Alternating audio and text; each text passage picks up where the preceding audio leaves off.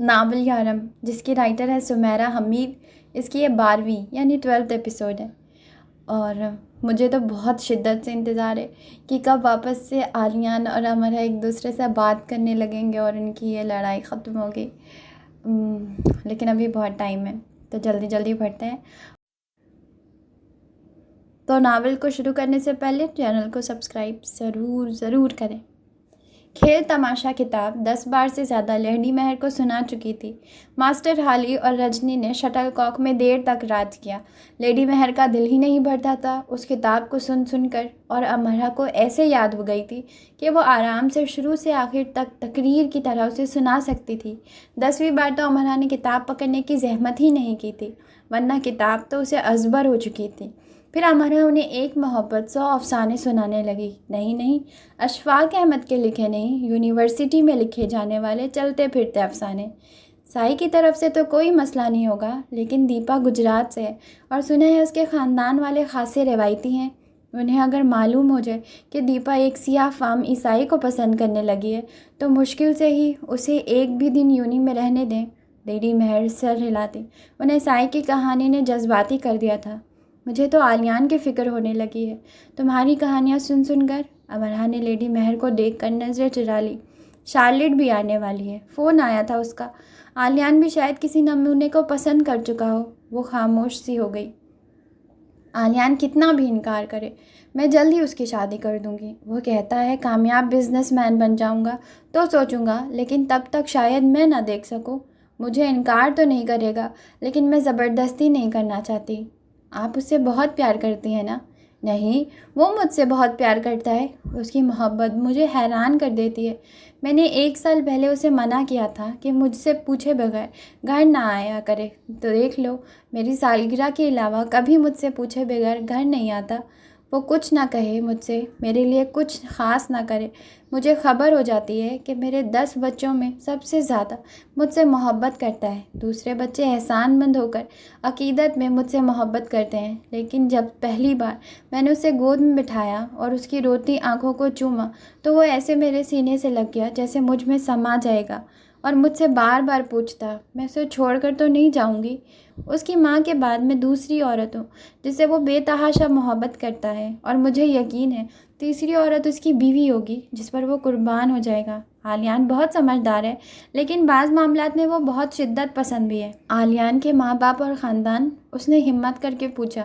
ایک بار پہلے بھی اس نے یہ ہمت کی تھی۔ لیڈی مہر نے کہا تھا کہ وہ اپنے بچوں کے ماضی کے بارے میں ان کے علاوہ کسی اور سے بات نہیں کرنا چاہتی۔ یہ بہت حساس معاملہ ہے۔ تم عالیان کی دوست ہو امرا، لیکن یہ غلطی کبھی نہ کرنا اس سے اس کے ماضی کے بارے میں پوچھنے کی۔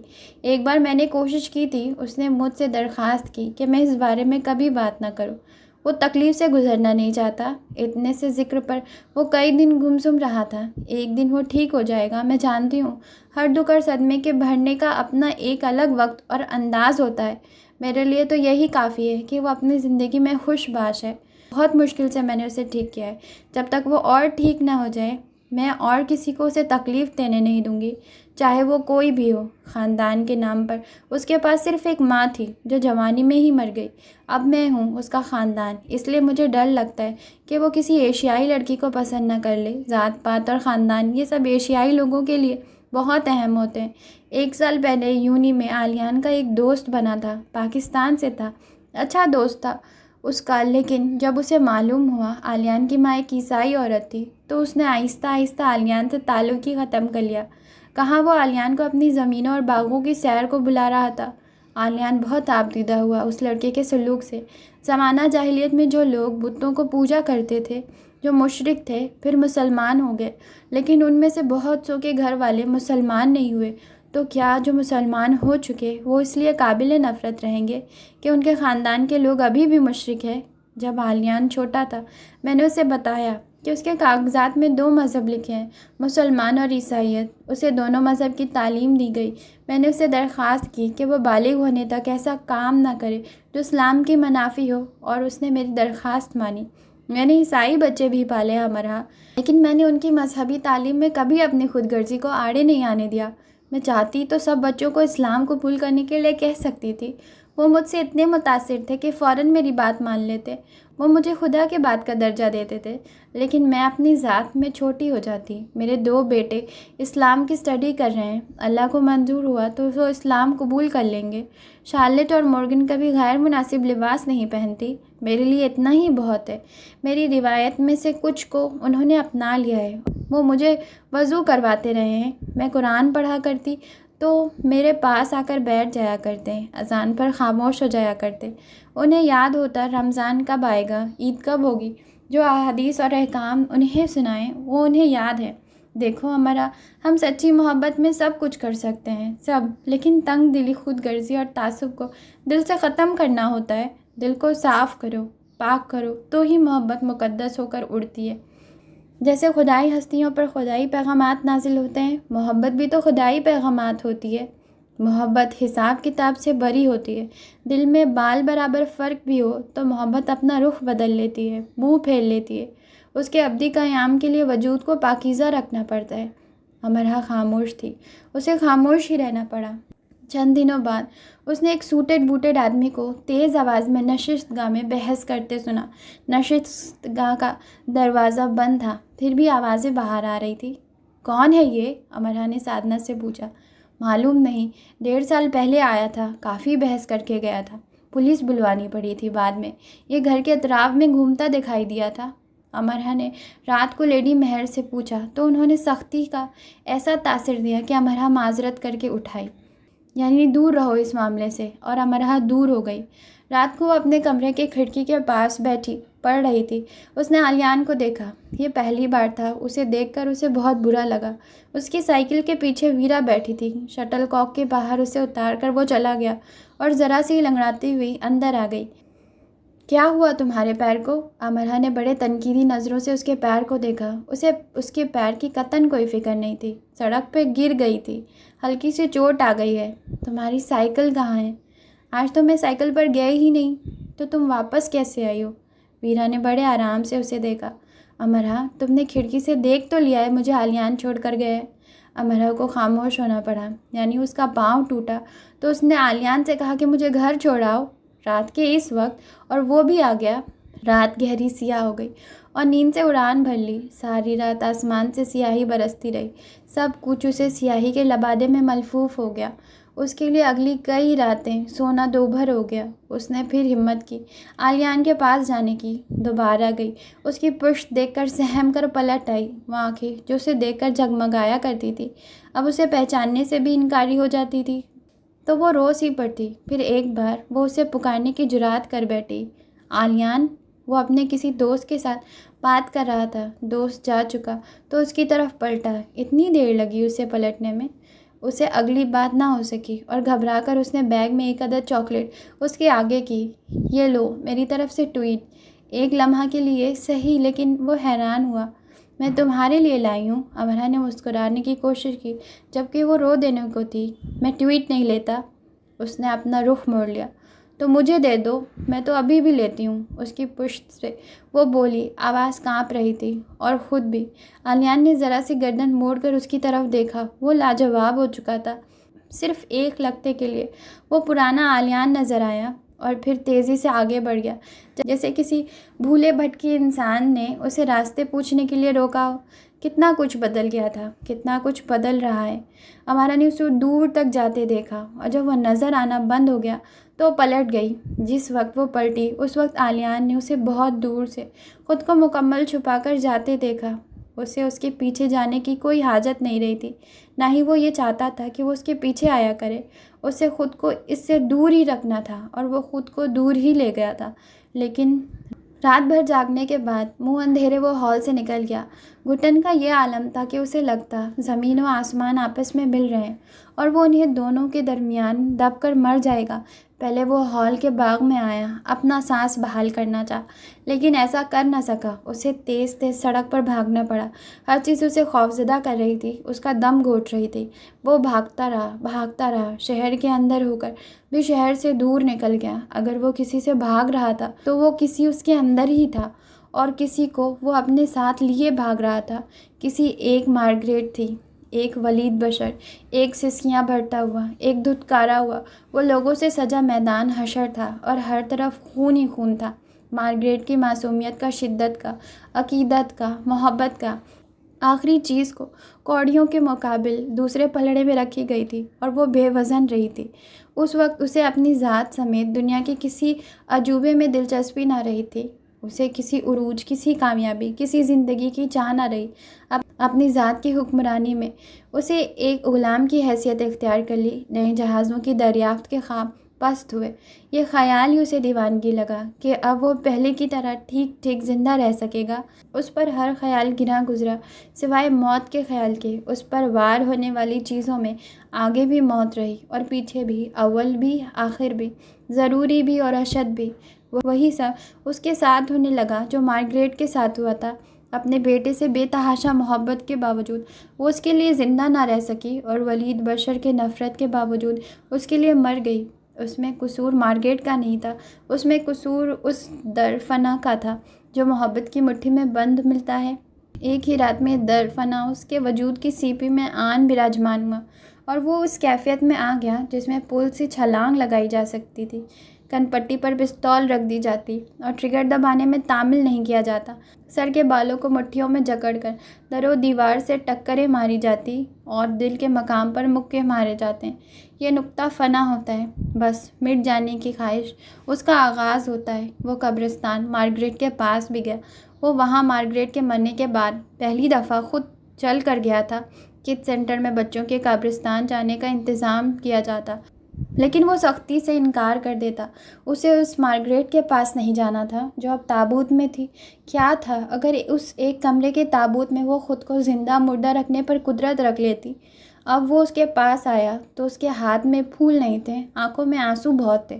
مارگریٹ کی قبر کو مسلتے ہتھیلی کے ساتھ اس کے اپنے اندر سے کچھ گوشت کی دھیمی آنچ پر جلنے کی بساند آنے لگی۔ اس نے خود کو سونگھا، پاگلوں کی طرح سونگھا۔ وہ تو مارگریٹ بن رہا تھا۔ اسے خوف آیا، وہ وہاں سے بھاگا۔ اسے مارگریٹ تو نہیں بننا تھا، جبکہ وہ مارگریٹ ہی بن رہا تھا۔ یعنی وہ مارگریٹ سے ملنے نہیں، اس کے تابوت میں جگہ لینے گیا تھا۔ وہ مانچسٹر سے دور ہو گیا۔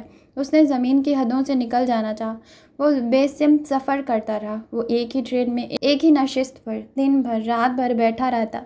وہ کسی بھی ایک شہر، ایک سڑک پر کروڑوں بار چکراتا رہتا، چابی کے گڈھے کی طرح۔ چلتا تو چلتا ہی رہتا، رکنا فراموش کر دیتا، بیٹھتا تو صدیاں گزار دیتا۔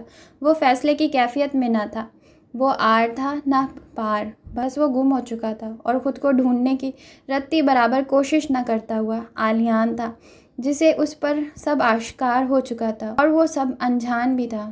دیکھو، میں کود جاؤں گی ولید، ہاں میں کود ہی جاؤں گی، اگر مجھے روک لو میں کود رہی ہوں، آؤ ولید، آ جاؤ۔ آخری سفر سے پہلے آخری جملوں میں ایک جملہ یہ بھی تھا۔ وہ سہم کر مارگریٹ سے لپٹ جاتا کہ وہ اٹھ کر بھاگ نہ جائے اور کود نہ جائے، اور وہ زندگی کی اس طرف کود ہی گئی، اور زندگی کے اس طرف اس کا بیٹا لندن برج پر۔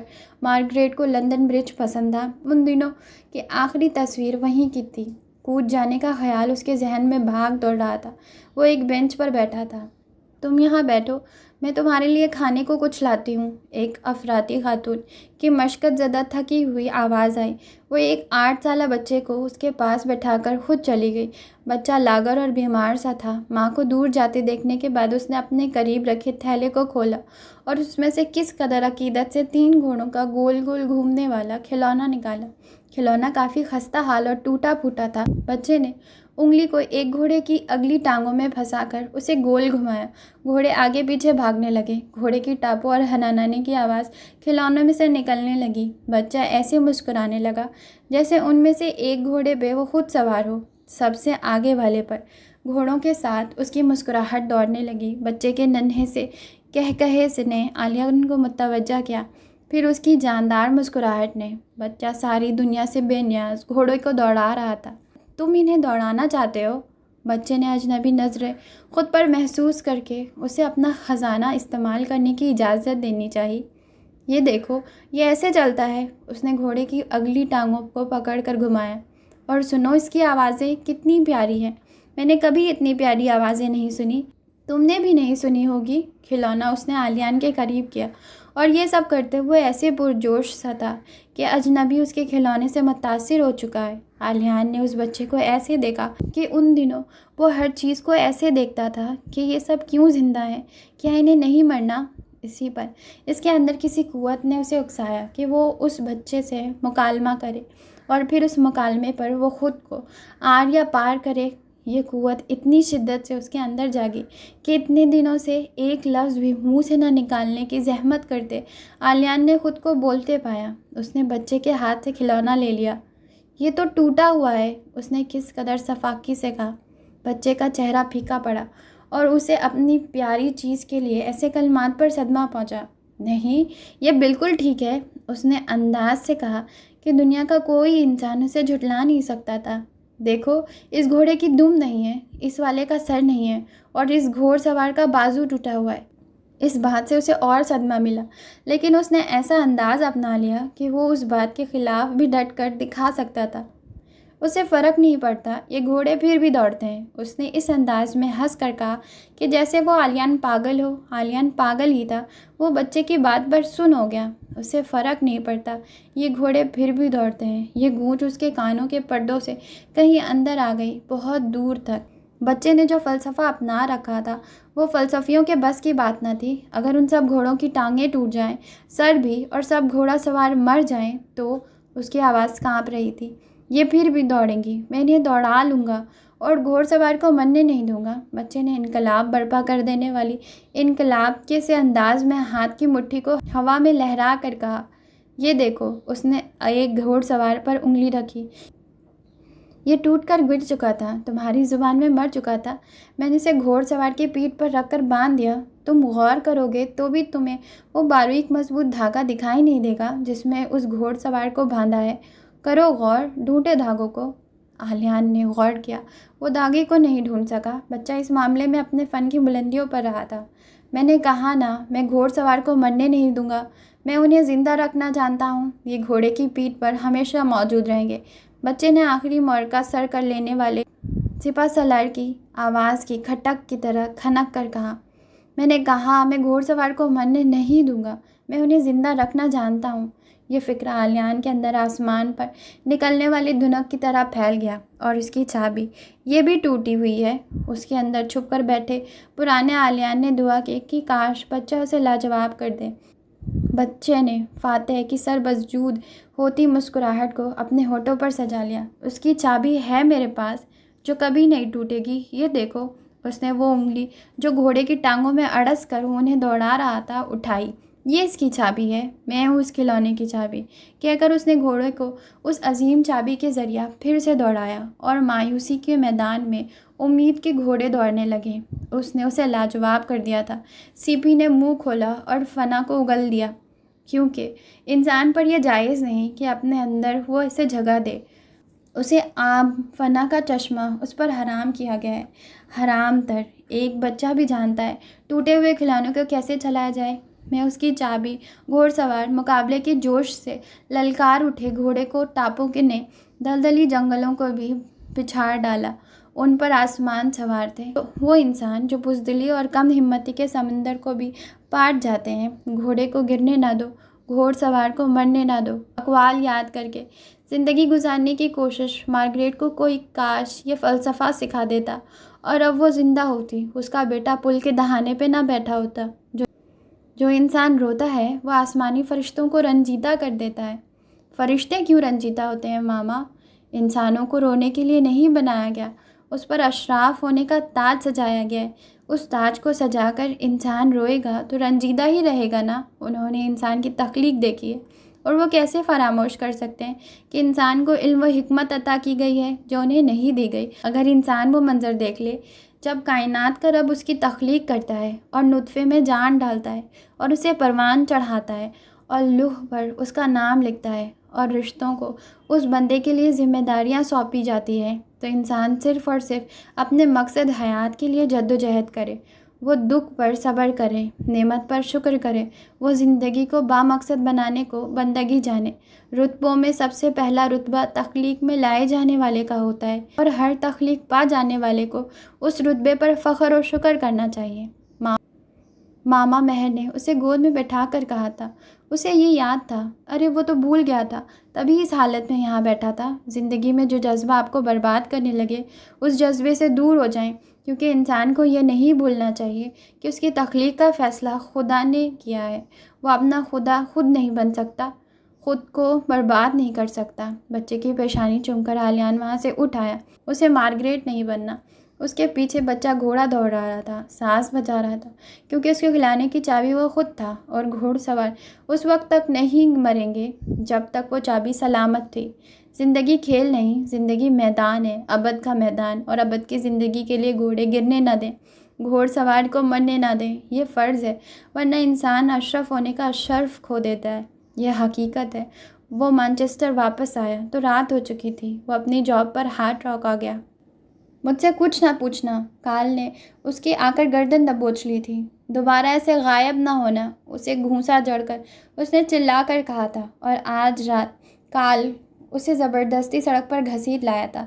دونوں مٹر گشت کرنے لگے۔ آتے ہوئے کال نے ایک ہال میٹ کا پیزا اٹھا لیا تھا، جو وہ ذرا سی دیر کے لیے ادھر ادھر ہو گیا تھا۔ تمہارا کب تک ٹھیک ہونے کا ارادہ ہے؟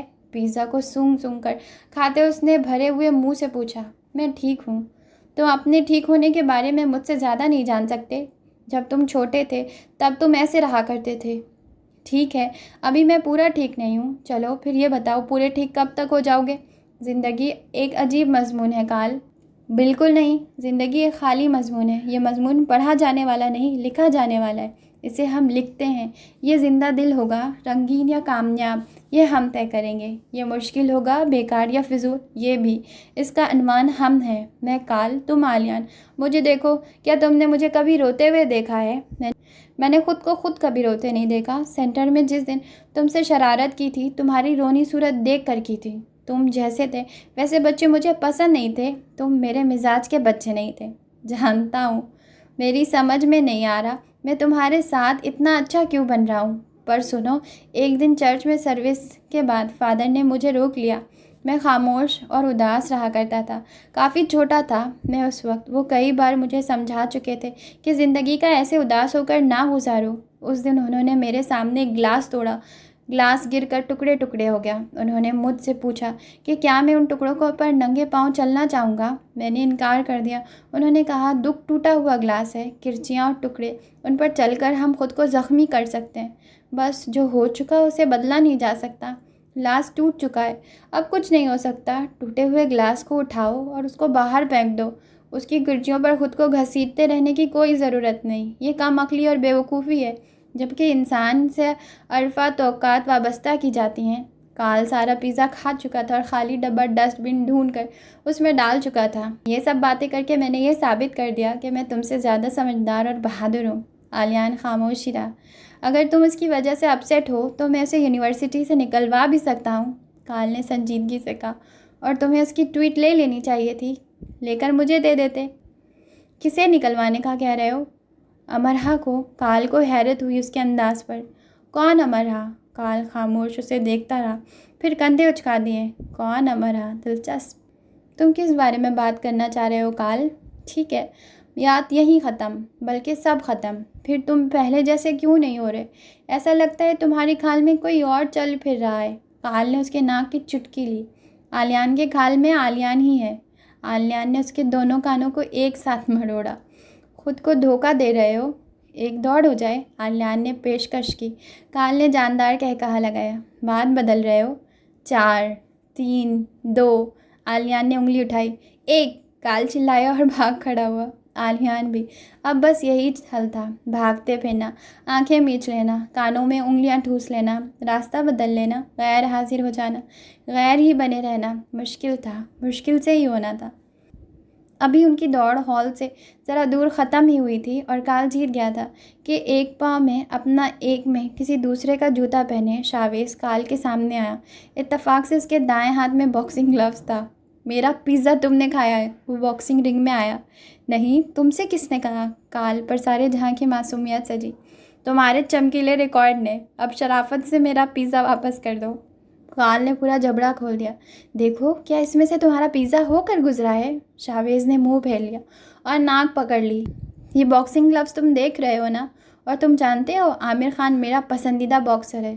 تم مجھے اکسا رہے ہو کہ میں اسی سڑک پر خراج تحسین پیش کروں۔ اس نے باکسر کی طرح اچھل اچھل کر کہا۔ بڑی، تم عالیان سے پوچھ لو، میں نے تو 2 ہفتوں سے پیزا کی شکل نہیں دیکھی، جبکہ ان 2 ہفتوں میں پورے 10 پیزا ہال سے غائب ہوئے ہیں۔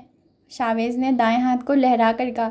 کال نے اسے ناک بچائی۔ اس نے ہی کھایا ہے پیزا، عالیان نے کہا۔ کال کو ذرا حیرت نہیں ہوئی، اسے عالیان سے یہی توقع تھی۔ شاویز ہاتھ پھر لہرایا، مکہ مارنے کے لیے نہیں بلکہ متوقع مکے کی آمد کی خبر دینے کے لیے۔ جو ٹیسٹونی کی جوتے تم نے مارک کو رینٹ پر دیے تھے، میں احتیاطاً انہیں اس کی وارڈروب سے نکال کر اپنی وارڈروب میں لاک کر آیا ہوں۔ عالیان پاگلوں کی طرح ہنسنے لگا۔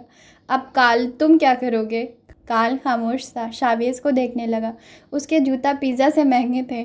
اب تم پیزا لے آنا اور جوتے لے جانا۔ جب تک پیزا نہیں آئے گا، فی گھنٹہ جوتوں پر ہرجانہ بڑھتا جائے گا۔ 1 گھنٹے بعد آنے کی صورت میں 10 دن جوتے استعمال کر کے تمہیں دوں گا، اور میں یہ بتا دوں کہ انہیں پہن کر فٹ بال کھیلنے کا ارادہ رکھتا ہوں۔ شاویز نے خلائی مکہ لہرا کر کہا۔ کال نے شاویز کے کندھے پر ہاتھ رکھا۔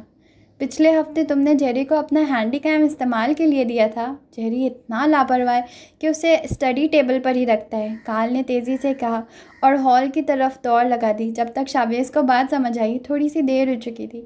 پھر بھی وہ کال کے پیچھے تیزی سے بھاگا، لیکن کال ہال کا داخلی دروازہ پار کر چکا تھا۔ اور میں یہ بتا دوں کہ میں ہینڈی کیم کو نہلانے کا ارادہ رکھتا ہوں، کال نے بھاگتے ہوئے چلا کر کہا۔ عالیان نے بھی دونوں کے پیچھے بھاگنا مناسب سمجھا، کیونکہ اس کا ارادہ شاویز کی مدد کرنے کا تھا۔ اسلامی اسٹوڈنٹ سوسائٹی اسلام کو لے کر ایک ڈاکومنٹری بنوا رہی تھی، جس کا ذمہ ڈیرک کو دیا گیا تھا۔ ڈیرک نے ظاہر ہے امرہ کو بھی ساتھ کام کرنے کی پیشکش کی، جو امرہ نے قبول کر لی۔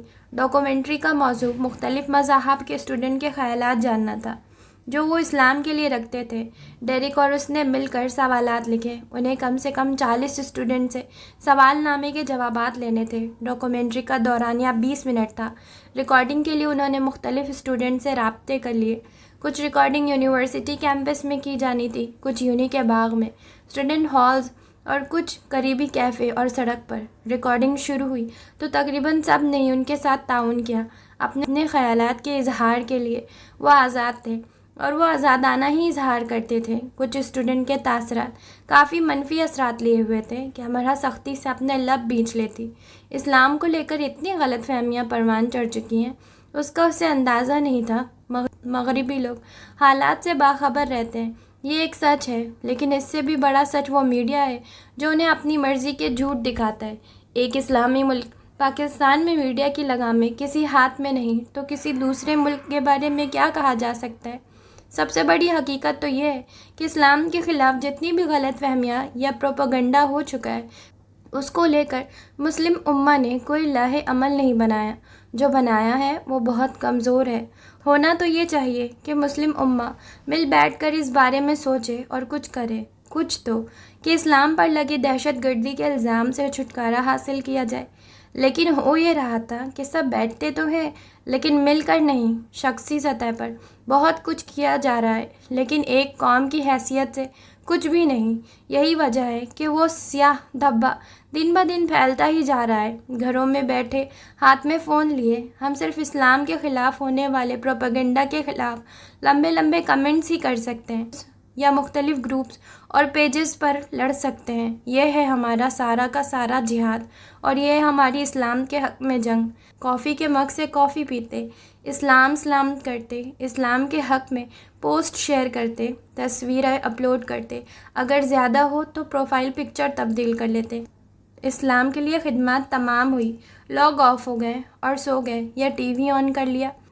جاپانی اور جرمن دوسری جنگ عظیم میں مفتو رہے تھے۔ یہ ماضی ہے، جاپانی اور جرمن ترقی کے ہر میدان کے فتح ہیں۔ یہ حال ہے۔ ہر قوم اپنے پر ٹوٹنے والی افتاد سے سبق سیکھتی ہے، اس افتاد سے چھٹکارا حاصل کر لیتی ہے۔ مسلم قوم کیوں نہیں؟ جنگ عظیم دوم کے دوران جاپانیوں کو وحشی اور درندے کہا گیا، اور آج دنیا میں انہیں امن پسند قوم کی حیثیت سے سب سے آگے کھڑا کیا گیا ہے۔ دنیا کا کوئی انسان جاپانی سے زیادہ امن پسند نہیں ہو سکتا۔ تقدیریں بدل جاتی ہیں اگر قومیں بدل جائیں تو، اور قومیں تو صرف اس وقت بدلتی ہیں جب ان کی سوچ بدلے، اور سوچ تب روشن ہوتی ہے جب جہالت کا اندھیرا چھٹ جائے، اور جہالت کا اندھیرا 1400 سال پہلے قرآن کی تکمیل سے چھٹ چکا ہے۔ اس مٹا دیے گئے اندھیرے کے بعد بھی اگر ہم جاہل رہیں تو طوف ہے ہم پر۔ پھر بھی قابل احترام قوم نہ بن سکے تو ہم خسارے میں ہیں۔ قوموں میں قوم نہ کہلائی جائے تو دھبا ہیں ہم۔ اندھے، گونگے اور بہروں کے لیے کوئی وعدہ نہیں کامرانی کا نہ شجاعت کا۔ پال کا تعلق یونان سے تھا جو تقریباً لامذہبی مشہور تھا۔ یونی میں وہ اپنے تیز مزاج کی وجہ سے جانا جاتا تھا۔ اسے تخریبی ذہن کا مالک بھی کہا جاتا تھا۔ ڈاکومنٹری کے لیے جب اسٹوڈنٹ سے رابطے کیے گئے تو اس نے ڈیرک سے ریکارڈنگ کی خواہش کا اظہار کیا۔ کیمرہ آن ہوتے ہی اس نے اسلام کو لے کر انتہائی شدت پسندانہ خیالات کا اظہار کیا۔ ڈاکومنٹری کے لیے آزادی رائے کی اجازت دی گئی تھی، لیکن اس کا یہ مطلب نہیں تھا ایسا گرا ہوا انداز اپنایا جاتا۔ ریکارڈنگ اوک ہاؤس کے باغ میں کی جا رہی تھی۔ ڈیرک نے کیمرہ بند کر دیا تو ضد کرنے لگا کہ اسے آزادی رائے کا پورا حق استعمال کرنے دیا جائے۔ تمہارا انداز نامناسب ہے، ڈیرک نے تحمل سے جواب دیا۔ کیوں؟ میرے انداز کو کیا ہوا ہے؟ وہ چڑ گیا۔ تم الزامات لگا رہے ہو۔ کیا الزام لگایا ہے؟ مجھے تم سے بحث نہیں کرنی، ڈیرک نے بات ختم کی۔ تم میری بے عزتی کر رہے ہو، وہ بلا وجہ غصے میں آ گیا۔ اور تم جو اتنی گھٹیا زبان استعمال کر رہے ہو، شکر کرو میں نے تمہارا منہ نہیں توڑ ڈالا۔ امرا بولے بغیر نہ رہ سکی، جبکہ ڈیرک نے اسے خاموش رہنے کے لیے کہا تھا۔ پال اور بھڑک اٹھا اور گالیاں دینے لگا، امرا کو مخاطب کر کے اسلام کی حد تک کرنے لگا۔ ڈیرک نے امرا کو چلنے کا اشارہ کیا تو وہ اپنی جگہ سے ہلی بھی نہیں۔ مجھے سن لینے دو اس کی بکواس، امرا نے غصے میں۔ اس کی ضرورت نہیں امرا، چلو عقل سے کام لو۔ لیکن امرا نے عقل سے کام نہیں لیا اور پال کی بکواس سنتی رہی۔ امرا، خدا کے لیے چلو، ڈیرک منت کرنے لگا۔ وہ امرا کا سرخ ہوتا چہرہ دیکھ رہا تھا۔ جاہلوں سے بحث نہیں کرتا امرا، ڈیرک نے اسے سمجھانا چاہا۔ یہ یونی اسٹوڈنٹ ہے، جاہل نہیں، امرا غصے سے بولی۔ تم یہاں سے چلو بس۔ پال مسلسل الٹی سیدھے باتیں کر رہا تھا، اسے ایسے سوال پوچھ رہا تھا جن کے جواب میں یا تو خاموش رہا جا سکتا تھا یا پھر اس کے منہ پر تھپڑ مارے جا سکتے تھے۔ اور جب اس نے مقدس ہستیوں کو لے کر زہر اگلا تو امرا نے یکدم اس کے منہ پر کس کے چانٹا دے مارا۔ بکواس بند کرو اپنی ذلیل انسان۔ امرا کی برداشت کی حد ختم ہو گئی۔ اس نے یونی کے اسٹوڈنٹ کو تھپڑ مار دیا۔ پال اس تھپڑ کو لے کر اسے یونی سے نکلوا سکتا تھا۔ ڈیرک ایک دم سے پال اور امرا کے درمیان آیا۔ امرا بھاگو یہاں سے، ڈیرک چلایا۔ پال کسی بھینسے کی طرح اس پر بے قابو ہو رہا تھا۔ کچھ دوسرے اسٹوڈنٹس ڈیرک اور پال کی طرف بھاگے جو گتھم گتھا ہو رہے تھے۔ پال امرا کی گردن دبوچ لینا چاہتا تھا۔ امرا زرد سی ہو گئی اور تیزی سے وہاں سے چلی گئی۔ ذرا سی دیر میں صورتحال بدل گئی اور انتہائی خوفناک صورت اختیار کر گئی۔ اس نے یونی کے اسٹوڈنٹ کو تھپڑ مار دیا تھا۔ اس تھپڑ کو لے کر پال اسے یونی سے نکلوا سکتا تھا۔ وہ گھر آ گئی۔ ویرا سے رابطہ نہیں ہو رہا تھا۔ 2 گھنٹے بعد ڈیرک کا اسے فون آیا۔ وہ اسے اسٹوڈنٹ یونین کے دفتر آنے کے لیے کہہ رہا تھا۔ وہ یونین کے آفس آ گئی۔ ڈیرک نے فوراً اسے پہلے معاملہ یونین کے سپرد کر دیا تھا۔ ساری صورتحال ایک اسٹوڈنٹ کے خلاف جانے والی تھی۔ امرا کے ڈیرک اسے منع کر رہا تھا پال کو بولنے دے اور وہاں سے چلی جائے، لیکن امرا سے اپنا غصہ نہیں دبایا جا سکا۔ اس نے پہلی بار براہ راست کچھ سنا تھا، اور وہ بھی اپنی یونی کے اسٹوڈنٹ کے منہ سے۔ یونین کے صدر، اسلامی سوسائٹی کے صدر اور پاکستانی سوسائٹی کے صدر نے ان تینوں سے الگ الگ بات کی۔ پھر اسٹوڈنٹ یونین کے چند دوسرے فعال لیکن بہت ہی سمجھدار اسٹوڈنٹ کی موجودگی میں میٹنگ کی گئی۔ یونین کے صدر جے پیٹرسن نے امرا کے عمل کو ناپسند کیا۔ وہ بکواس کر رہا تھا، میں برداشت نہیں کر سکی۔ امرا کو جے پیٹرسن کا رد عمل پر غصہ آیا۔ بہرحال اس نے زبان کا استعمال کیا ہے اور آپ نے ہاتھ کا۔ آپ کا رد عمل شدید تھا، آپ جانتی ہیں وہ اس بنا پر آپ کو یونی سے نکلوا سکتا ہے۔ مائی فٹ، اگر اس نے دوبارہ بھی ایسی بکواس کی تو میں اس کا منہ توڑ دوں گی۔ میٹنگ میں موجود ایک ایک شخص نے ایک دوسرے کی طرف دیکھا۔ آپ اپنے مذہب کے کس اصول کے تحت اس کا منہ توڑیں گی؟ عالیان اس سے پوچھ رہا تھا۔ تشدد کی تو اسلام میں گنجائش ہی نہیں، انتہائی حد پر جا کر بھی نہیں، اور ایسی فضولیات کی گنجائش ہے۔ امرہ کو عالیان کی بات بری لگی۔ اسے یہ بھی برا لگا کہ وہ اتنے سارے لوگوں میں اسے غلط ثابت کرنا چاہ رہا تھا۔ نہیں، نہ ہم پال کے رد عمل کے حامی ہیں، نہ آپ کے، جے پیٹرسن نے کہا، لیکن آپ سب صرف مجھے ہی غلط کہہ رہے ہیں۔ آپ غلط ہیں، عالیان نے سنجیدگی سے کہا۔ امرہ اس کی شکل دیکھتی رہ گئی۔ تو وہ اسے اس قدر ناپسند کرنے لگا ہے؟ غصے اور دکھ کے علاؤ نے اس پر ہلہ بول دیا۔ وہ جیسے عقل سے بیگانہ ہو گئی۔ ہوں نا، یونین کے اس میٹنگ کے ارکان عیسائی ہیں یا یہودی یا اعلیٰ مذہب، وہ کیسے میری حمایت کر سکتے ہیں؟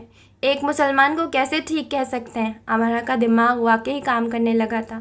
عالیان نے سختی سے اپنے لب بھینچ لیے۔ اس نے اتنی ناپسندیدگی سے امرہ کو دیکھا کہ اس نے آج تک شاید ہی کسی کو ایسے دیکھا ہوگا۔ یونین کے افراد سمجھدار، پڑھے لکھے انسان ہیں۔ آپ غلط سمجھ رہی ہیں۔ یہاں ہم سب مذہب سے بالاتر ہو کر بات کر رہے ہیں۔ ہم مسئلے کے حل کے لیے آپ کے ساتھ بیٹھے ہیں، آپ کو سمجھانے کے لیے۔ آپ کی غلطی ہے، آپ مان جائیں، پال سے مفاہمت کر لیں۔ ہرگز نہیں، آپ کو اس سے پہلے معذرت کرنی ہوگی۔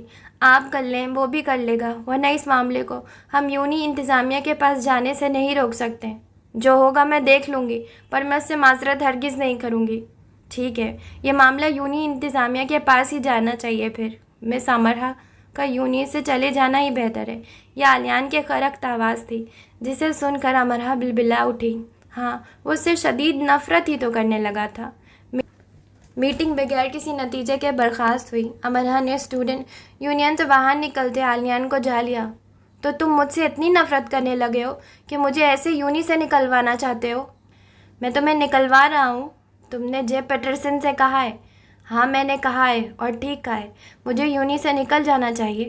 وہ سن چکی تھی، پھر بھی اس نے تصدیق چاہی۔ بالکل، اس نے تصدیق کر دی۔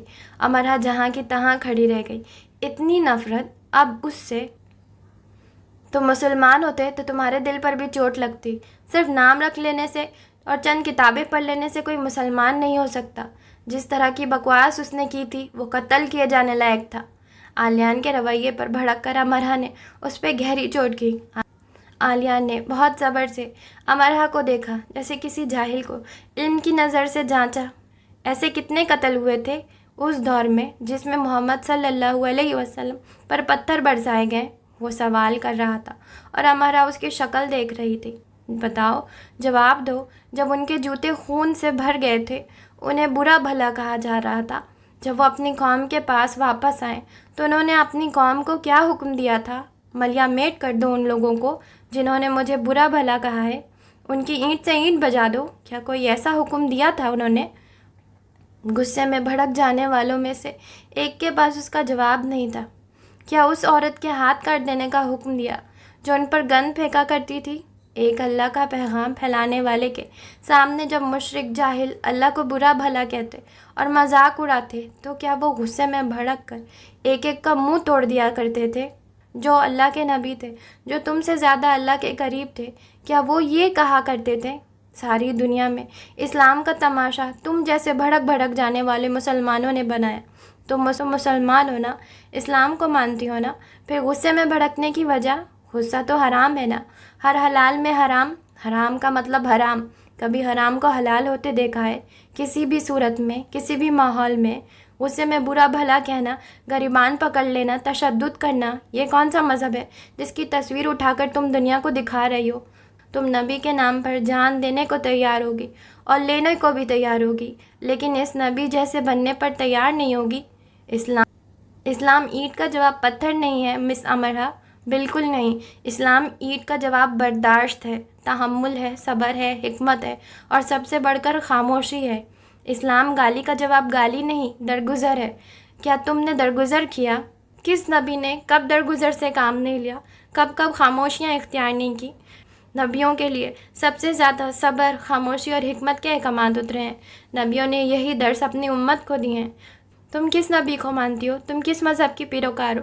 تم میں برداشت نہیں ہے، تم میں صبر نہیں ہے، تم کون ہو؟ کل پوری انسانیت وحشی پن پر اتر آئے تو بھی اسلام اس کی مخالفت کرتا ہے۔ اپنے برائے نام اسلام کو کھٹ تک رکھو، بھڑک کر اسے مار کر تم نے ثواب نہیں کمایا، تم اسے بولنے دیتی؟ کیا اس کے کہنے سے وہ سب سچ ہو جاتا جو جھوٹ ہے، غلط ہے؟ تم جانتی ہو یہاں کیا ہو سکتا ہے؟ بارود کے ڈھیر پہ تم نے چنگاری پھینک دی ہے۔ پال کا حلقہ بہت بڑا ہے، وہ ایک سپورٹس پرسن ہے، یونی اسے سپورٹ کرتی ہے، اس کے کئی چاہنے والے ہیں۔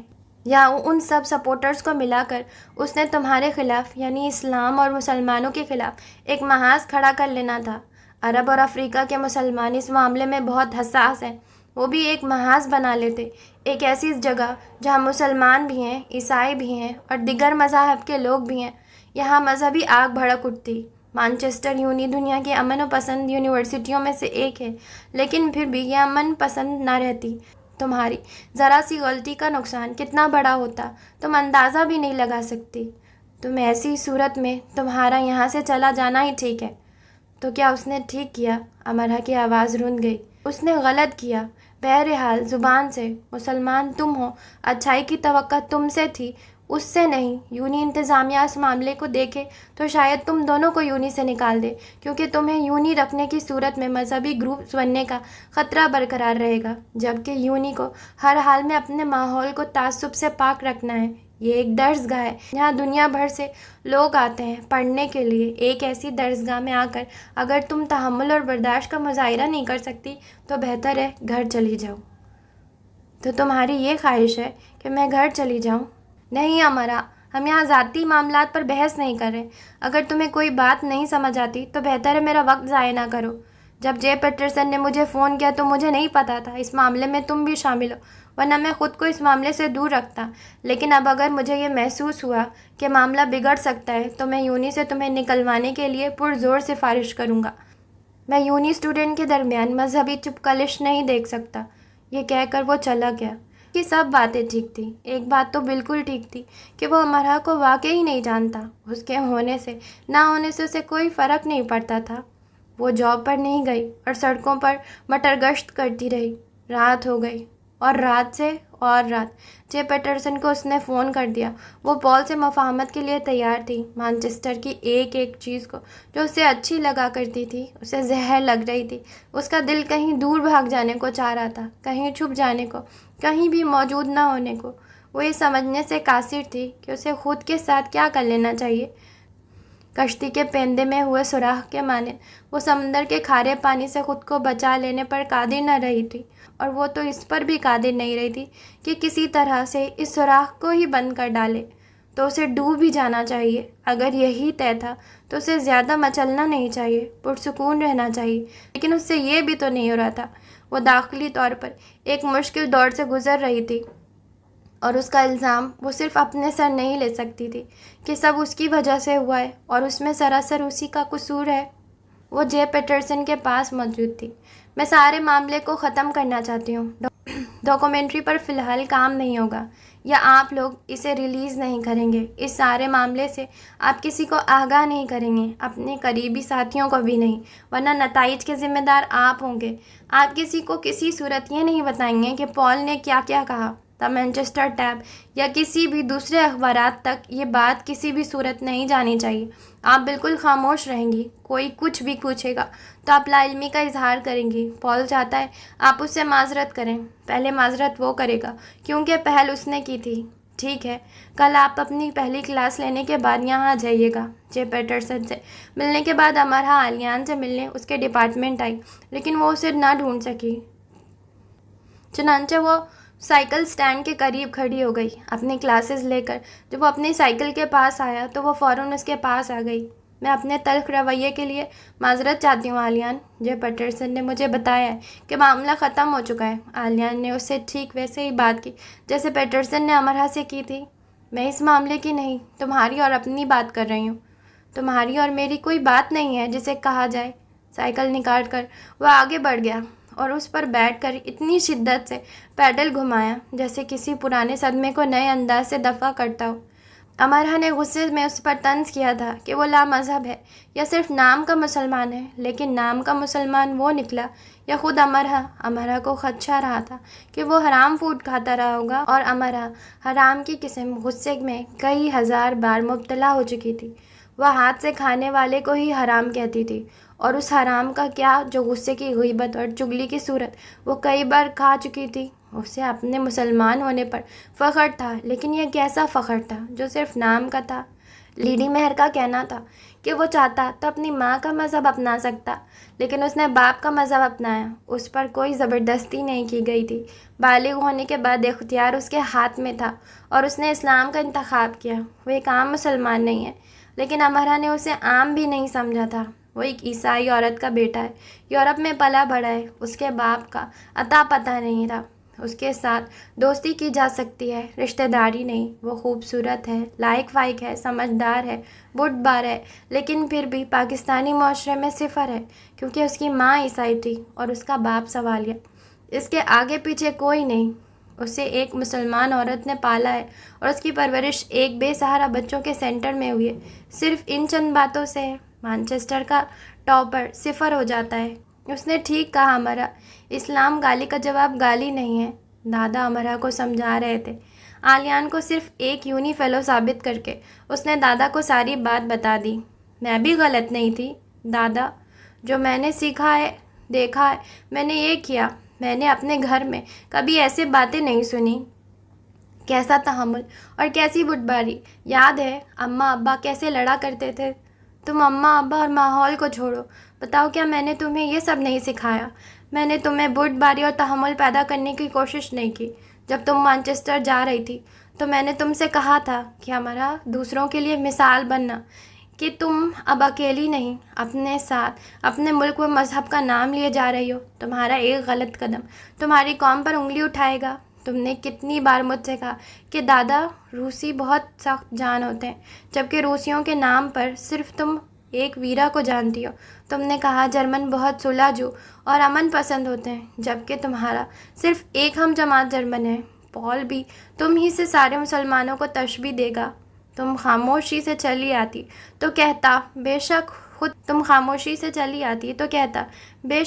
سے ہی کہ مسلمان خاموشی سے نظر انداز کرنا جانتے ہیں۔ تم نے الٹا یونین کے صدر پر طنز کیے۔ امرہ ایک بات یاد رکھنا، اور ایسا تا قیامت ہوگا، جہاں ایک سچا ہوگا وہاں اس کے 100 مخالف ضرور ہوں گے۔ ہم لڑ کر بھڑک کر دوسروں پر یہ ثابت نہیں کر سکتے کہ ہم سچے ہیں، صرف ہمارا مذہب سچا ہے۔ ٹھیک ہے دادا، تمہاری آواز اتنی بوجھل کیوں ہے؟ ٹھیک ہے، آپ کو ایسے ہی لگ رہا ہے۔ میرے خواب میں تم روتی ہوئی آئی تھی۔ اگر تم روتی رہی ہو تو مجھے وجہ بتا دو، کیا اس مسئلے کو لے کر پریشان تھی؟ میں کیوں روؤں گی بھلا؟ امرہ بچے، تم یہ بھول جاتی ہو کہ میرا دل تمہارے دل سے جڑا ہے۔ میرا دل اداسی سے بھر جاتا ہے، اور ایسا اس لیے ہے کہ تمہارا دل اداس ہے۔ میں اپنے دل سے تمہارے دل کا حال جان جاتا ہوں۔ آپ کا وہم ہے، میں دعا کروں گا یہ میرا وہم ہی ہو۔ ہاں ضرور دعا کیجیے گا کہ سب وہم ہی ہو۔ اس نے فون بند کیا اور کھڑکی کھول دی۔